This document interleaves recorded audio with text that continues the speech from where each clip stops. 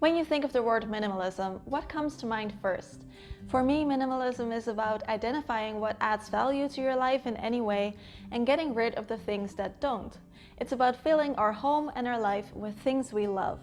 But I noticed that there are also a lot of myths or misconceptions out there about minimalism that might be holding some people back from even trying it out and trying to live a more simple minimalist lifestyle. So in this video, I want to share my thoughts on them because I think minimalism can benefit everyone and also look differently for everyone and still present us with many amazing benefits along the way.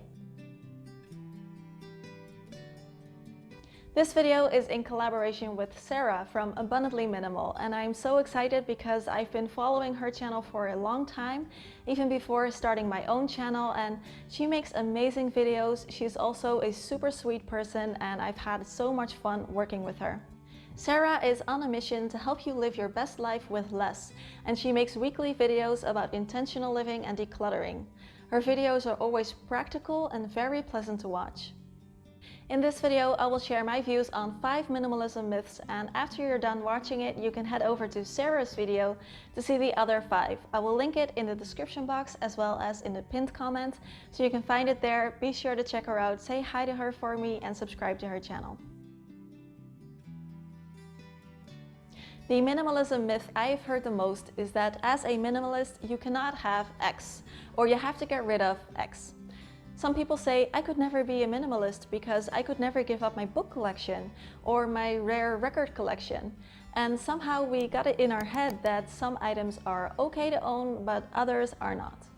And I think you probably know where I'm going with this. The focus of minimalism is not so much on our stuff, it's more on intention. So if you love your book collection, then getting rid of it just to be more of a minimalist is probably going to make you unhappy.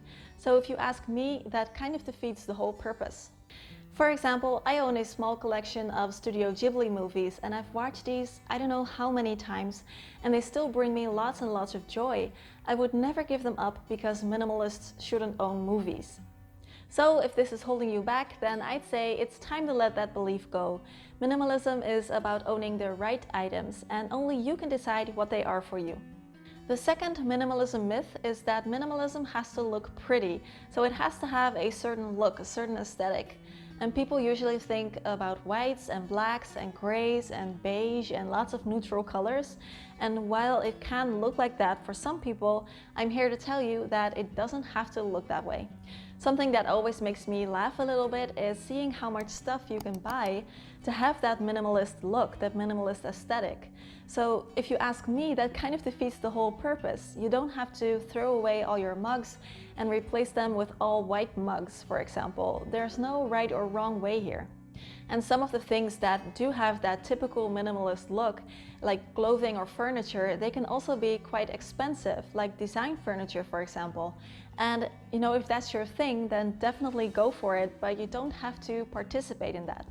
So if you want to pursue minimalism, but you think it kind of looks boring and you just prefer bold prints and colors and everything, then don't think that it's not for you, because minimalism has nothing to do with the way that it looks. You can make it your own.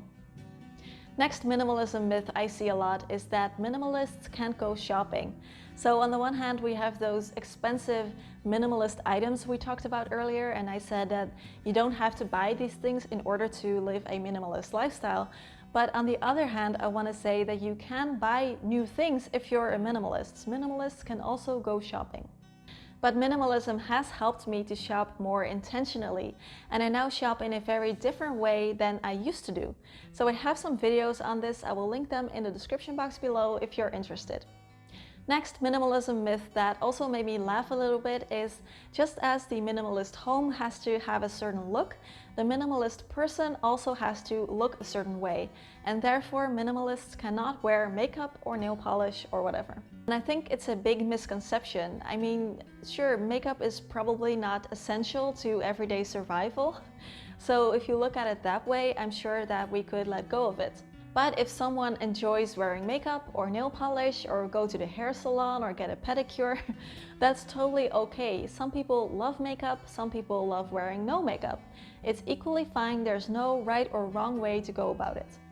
And again, I think it's more to do with intentionality. For example, I have decluttered a lot of my beauty products and I now only buy the ones that I use frequently, but I still enjoy using them. Number 5 is not so much a myth, but more a misconception that I hear a lot and I see a lot happening on YouTube as well as outside of YouTube and also in my daily life with the people that I speak with. And that is that minimalism is just another word for decluttering. So in other words, it's only about the physical items that we own. When in fact, I feel minimalism can be a lifestyle that goes way further than just the stuff that we own.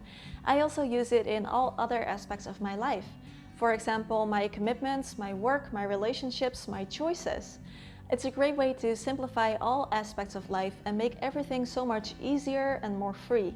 And that's why I'm so passionate about living a minimalist lifestyle and why I love sharing these things on my channel with you. If you ask me, it is about so much more than just decluttering. If you enjoyed the video, please let me know by giving it a thumbs up and of course subscribe to the channel. I make videos like this every week. Maybe some of you even just came over from Sarah's channel. If so, then a big welcome and feel free to take a look around and say hi if you like. Also be sure to check out Sarah's video with the other 5 minimalism myths and be sure to give her some love in the comments.